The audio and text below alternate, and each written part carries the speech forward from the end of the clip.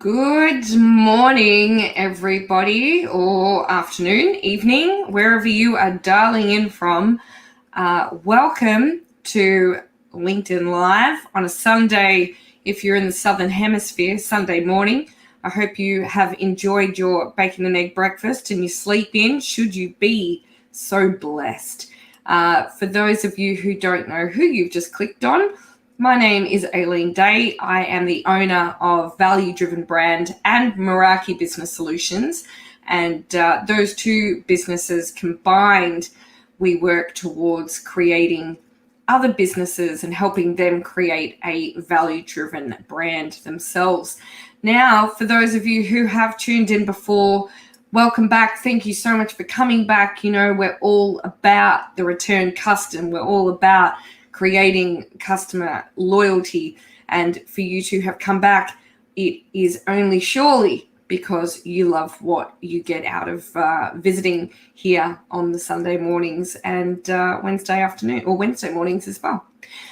So for those of you who have just joined us, welcome to our LinkedIn Live. And for those of you coming back for more, you would already know that the majority of the topics that we talk about here on LinkedIn Live with me, Aileen Day, is the joy of sex. That's right, my usual little gag. We are not on Pornhub. Yes, we are on LinkedIn Live. We are actually, for the first time, we are now actually live broadcasting to Facebook and to YouTube at the same time. And so I know I say that like it's groundbreaking shit, but and I know it's been done a million times before. But today it is my turn to break new ground and to share this broadcast amongst a few other platforms. So wherever you are joining me from, I want to say hello and welcome. And I hope that you get some value out of today's short session. Now, whenever I say short session, I always jinx it. It always ends up being a way longer session.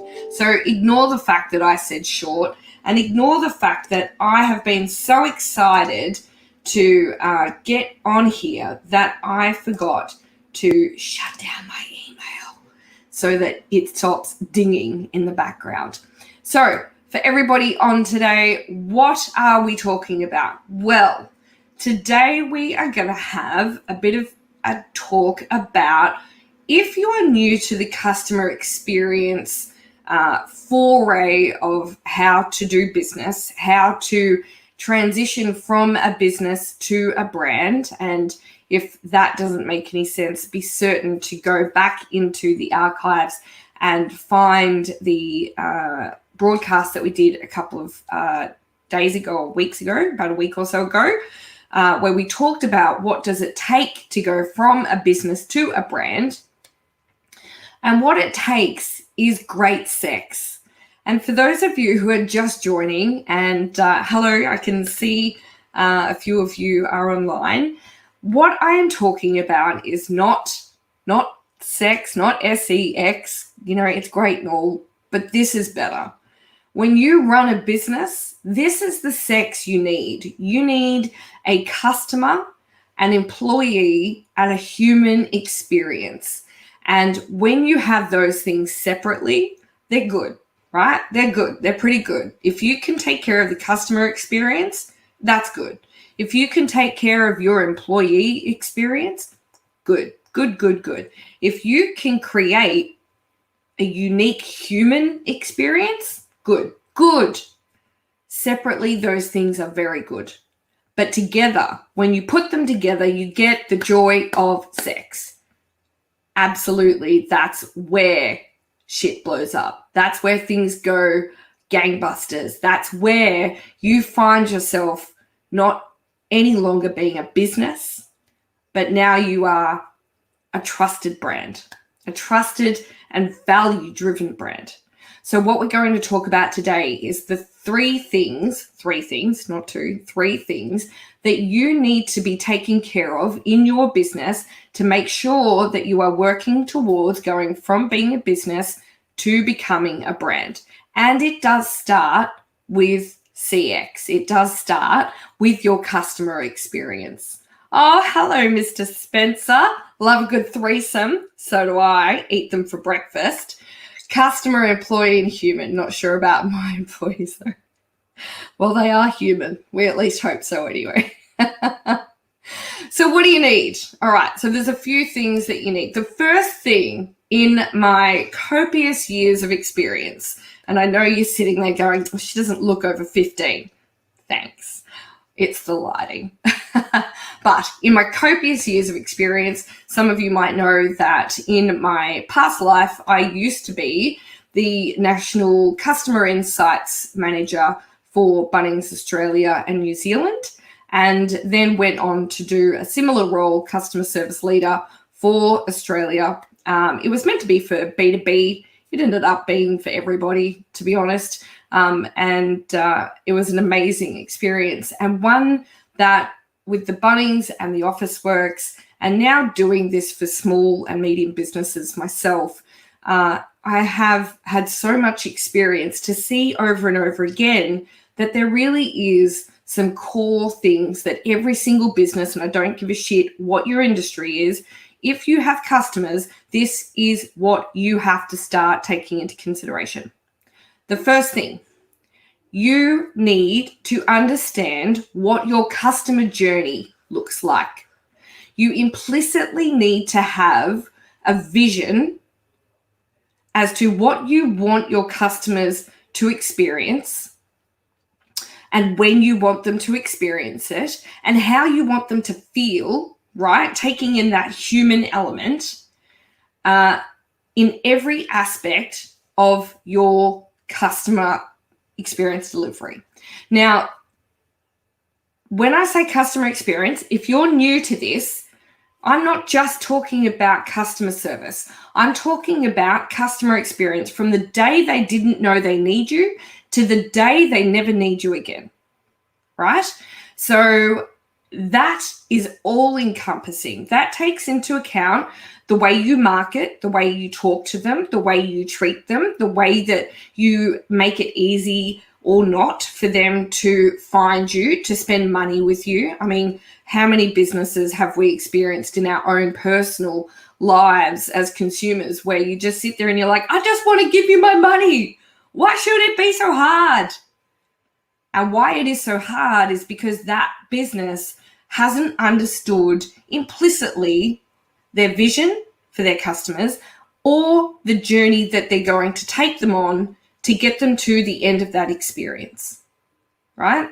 And the end of that experience isn't just the end of when they come and purchase that thing from you or the end of when they, finish being your consulting client.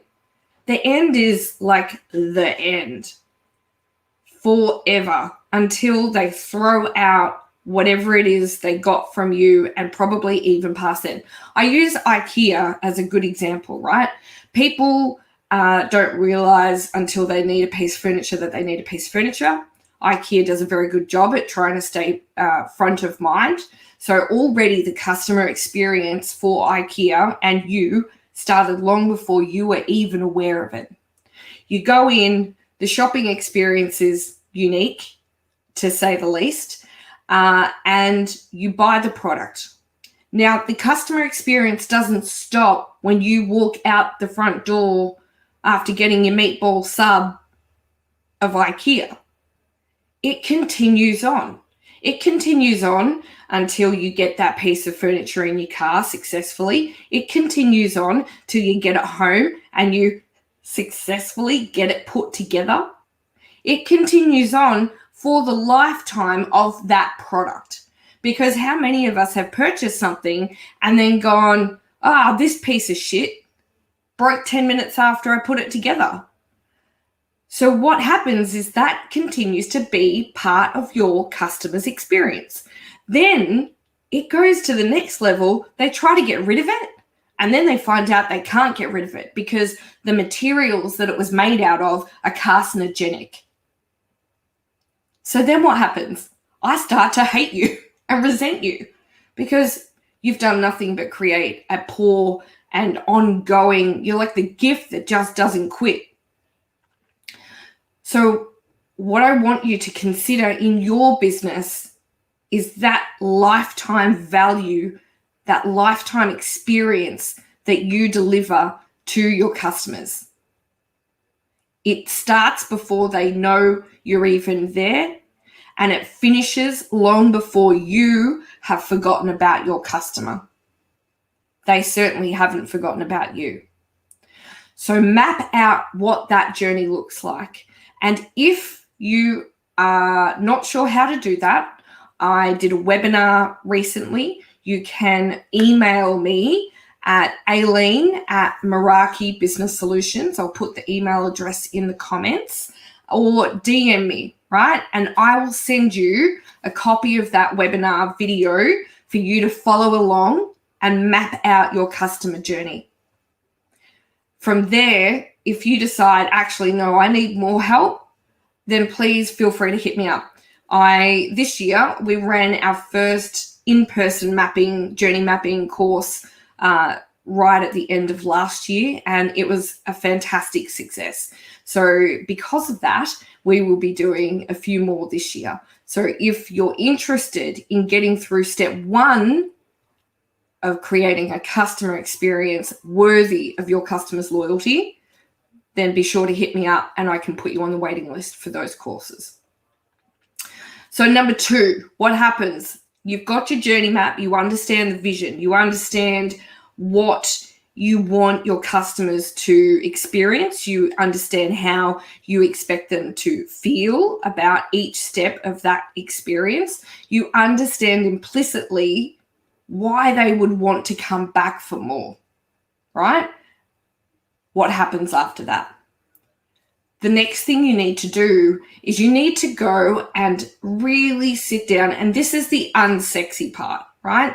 I know it's not fun, and I know it's not exciting, and I know it's one of those things where you're like, do I fucking really have to? But yes, you absolutely have to do this next part. And the next part is creating the procedures that will help you replicate that experience over and over and over again without falling backwards, without the chance of, increasingly upsetting people. Because what happens if you don't create a procedure? You start to scale because your journey is good, right? And it's becoming better and better. So you have to employ new team members. But that new team member do things a little bit differently. And there's no really kind of consistent way that they've been explained on how you as the leader in your business expect it to be done, based on the vision, based on the journey, based on the experiences that you want to deliver to your customers. So they go and do their thing a little bit differently, or they do something else a little bit differently. And then what results is you erode that journey. You erode that vision, and you certainly will start to see your customer experience crumble.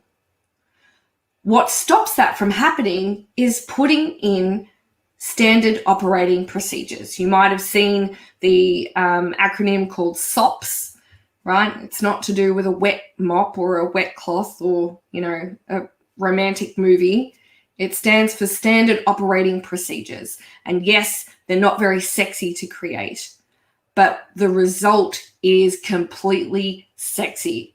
The result is you being able to scale and grow your business properly, putting your business on the correct foundation, a strong foundation that will help you move it to the future. And then what's really sexy is that everybody is doing what you need them to do to deliver a customer experience worthy of your customers' loyalty. So you know what the result of that is? When you have loyal customers, here's some fun stats.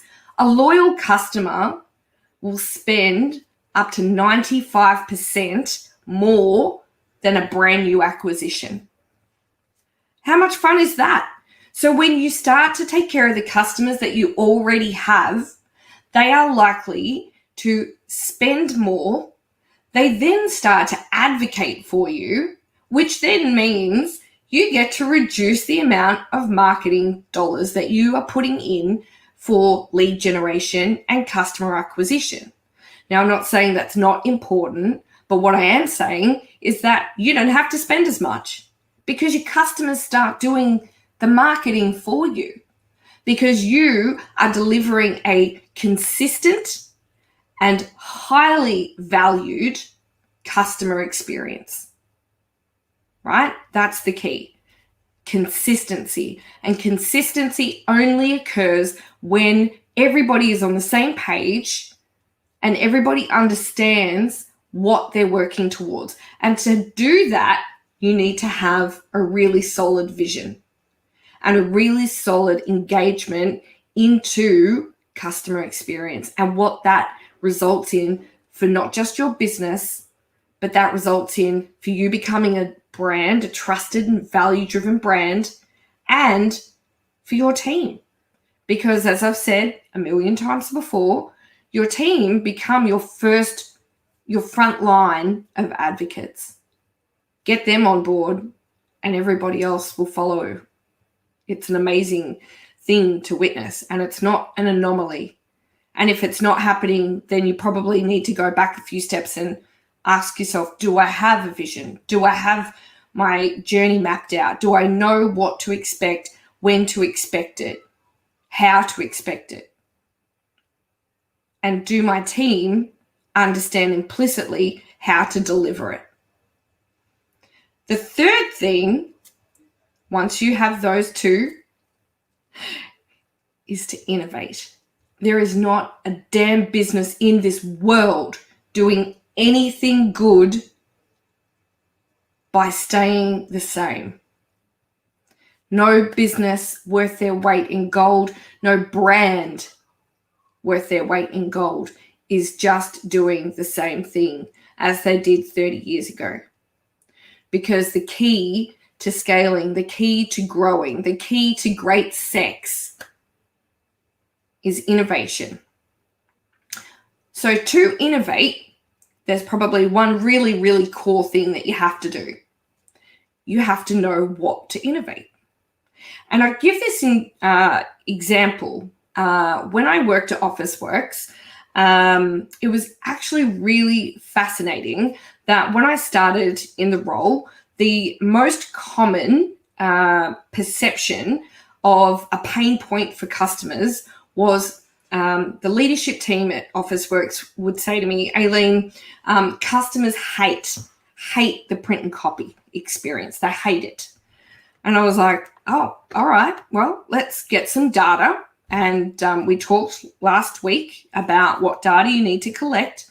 I said, okay, well, let's get some data and find out why that might be. What's going on for them? What's pissing them off? What can we innovate?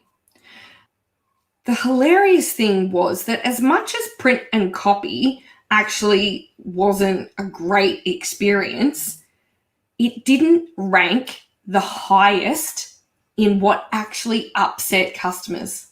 How phenomenal is that? So for all this time, the business, before I started, they didn't particularly have a voice of customer program. They didn't have a solid, consistent way to hear what their customers had to say. They had the feedback cards, but nothing happened with them, right? So that all changed. And when we started to listen to the customer, we started to learn that there were actually 10 other things that upset them way more than the print and copy experience. So imagine if that was your business and you had this assumption in your head that there was a part of your business that needed to be innovated, needed to be changed, but you actually didn't have the data to back that up. So you would go and spend your time, your effort, your money investing in an innovation that actually was viable, but there was potentially 10 more things before that that really hurt your customer experience more. And you might say, well, why would they have that perception? Why would they not already know about the other 10 things? And I'll tell you why. Because, scarily, for every 26 upset customers, only one will tell you they're upset. Only one.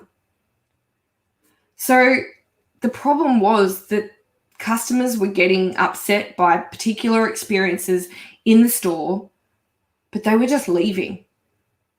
They were just going to the competitor. They didn't tell anybody. They just disappeared. Whereas the print and copy situation was a little bit of an outlier because the customers were there for such long periods of time. The team would know that the customer was getting unsettled. So the team would kind of bear the brunt of that frustration from the customer, whereas in every other shopping experience, it might have been that a customer wanted help in an aisle, but there were no team members. So they would just leave. Who are you going to tell? So the result was that we needed to do some really good listening of our customers first before we went and innovated anything. And I would say exactly the same thing to you. Please don't run around with your head cut off because you don't have time. You don't have the energy, and it does not create value, and it does not help you go from a business to a brand. Do your homework first, because what you will appreciate is that you might be right. What you have as this hunch that needs to be resolved in your customer experience journey might be right, but get the information to back it up, because in my 20 plus years experience, it's not always right. He who yells the loudest isn't always the most important person. And I'm certain that those watching could probably think back to a time where he who yells the loudest or she who yells the loudest is certainly not the priority. Right? So what is number 3? Number 3 is find ways to accurately inform yourself as to what your customers value, where things are working, where things have opportunities to be better, and then focus your energy there. Focus ensuring that the things that your customers love, you keep doing them, right? Make them your bread and butter standard. Like, Gladys is the gold standard of COVID. Whatever. But be the gold standard. Make sure that you understand what is going well and continue doing it well. Be consistent. Then find out what you have opportunities to improve and go and find out what the expectations are around what they need you to do to improve it, right? Because the reality is that the higher up in the business you get, the reality is that unless you're making a concerted effort to stay grounded, you're going to lose touch a little bit, right? It's just how it happens. And I would say that is another reason why the data is so important. You know what I used to love? There was, when I was at Bunnings, the area managers and the general manager at the time, Michael Schneider, who is now the managing director of Bunnings, he would go through the customer feedback and they would randomly select customers and they would just call them out of the blue and have a conversation with them. And they needed to do that because sadly, the higher up you get, the more detached you kind of become. And unless you are making conscious efforts to stay attached to what is really happening, to what customers really think, you can easily become swayed or influenced by what those other people think should happen. So the reality is that when we got that customer feedback, we didn't just say, okay, we need to fix customer service. We went back to those customers and we said, all right, what is it in your experience, what do you value from your customer service? What do you need? And they would say things like, oh, it'd be nice if someone just said hello. Oh, fancy that. Acknowledgement. We can do that. What else? Well, it'd be nice if when I got to the registers, they weren't broken. Yeah, absolutely agree. Didn't even know that was a problem. Thank you for the insight.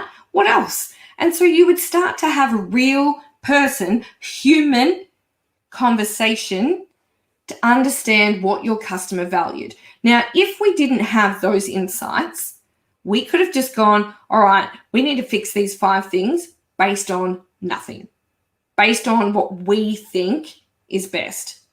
The reality is we're not the customer. We're not the one spending the money. So why would we think that we know best? Go back to the people who shop with you. Go back and find out what they value and then make changes appropriate to that. And I'm going to caveat this with, I worked for a builder, right? I consulted to a home builder for a period of time, and they did a great job, went back to the customers, talked to the customers. The reality was, though, that some of the things that the customers wanted were not viable for the business, right? And that's okay. But the reality is that doesn't mean that you don't have the conversation and you don't assess, is it viable? Is it something that we can change? If it's not something that you can change, I'm going to say this: change how you set up the expectation. Because 100% of the time they would say, Aileen, we can't do anything about this. Yes, you can. You can change the fact that that's what they expect.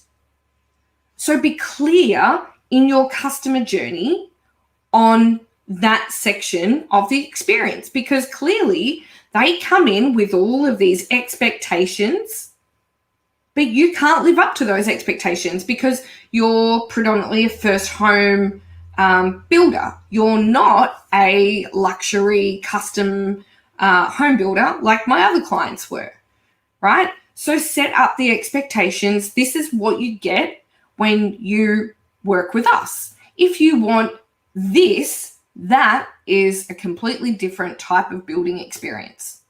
But that's not what you're paying for here. So think about how you communicate, how you set up those customer expectations, or how you manage those customer expectations, because that is part of your customer experience. So just because you can't change something doesn't mean that there's nothing to change, right? And once you start to hear your customers, once you start to innovate the way you do business, you start to transition into a trusted and value-driven brand. People start to rely on you. Humans start to know you. Your experiences that you deliver go far beyond just customer service. Your employees advocate for you. And what you are starting to do is trek that journey of customer experience to create great sex in your business, for your brand, for your future brand. And that's what I want for all of you. I want you to become a trusted and value-driven brand. And the first step is taking care of your customers and their experience. So, number 1, we're going to journey map our customer experience. We're going to know what they need from us, when they need it, and how they need it, and how it's going to result in them coming back for more, right? We don't want them to come back because it's convenient. We want them to come back because they have a visceral, like an internal fucking need to have you in their life. Like a good threesome. Right? Make them feel something good, preferably. Preferably good. Number 2, get your procedures done. If you need help, please contact me. I know they're not fun. I know they're boring. I know they're not very sexy. I know. But you will not have a trusted, value-driven brand without them, because everybody will be off on their own tangents, doing their own fucking thing, and you will not grow. You will not have advocates, and you will wish that you sat down and drew up those customer procedures, those procedures on how to do business, how to deliver every customer experience years ago. Just sit down, take a deep breath, get through it, right? The 3rd thing is you need to find a way to listen to what your customers value and then innovate from there. Please don't innovate for the sake of fucking innovating. It is just exhausting. And what you will result in doing is upsetting people because it's change for change's sake. And it's not actually change for value's sake. So I want you to think about that. Change for value's sake. Get that? Like deep in there. Deep in there. Will this create value? No, then don't bloody do it. Will this create value? Yes. How do I know? Because I went and got all the data and I can see that this is a viable innovation that is going to create customer loyalty. Great. That's sexy. I love it. Gets me all like, whew. Right. So those are the 3 things that are going to take you from a business to a trusted and value-driven brand. Now, if I had $1 for every time I'm going to say that over the next 20 years, if I have to say it 1,000,000 times a day, I don't even care. I mean it. So I hope that has all helped today. Please, if you're watching this later on, feel free to throw some comments in the comment section. Tell me how you are going to do any of those 3 things. If you need help with them, tell me what you need help with so that we can get you started. Because I tell you what, one thing I hate is fucking excuses. You have the support available to you. Please use it. I don't even care if you just use me for a 15-minute phone call so that I can point you in the right direction. Just get started. Because if not now, then when? Right? And you're the leader. So let's lead. Speaking of leading, I am leading my way into a Sunday filled with planning my week and maybe champagne, because, why not? Sunday sips. I hope you have had a insightful 30-odd minutes. For those of you who are new, welcome again. For those of you who are back for more, mwah, I love your work. And I will be back on Wednesday morning. So till then, I am Aileen Day. Get out, create value for somebody else in your life, because what goes around comes around. And until Wednesday, have a wonderful rest of your weekend, and we'll see you next week. Catch you later, guys.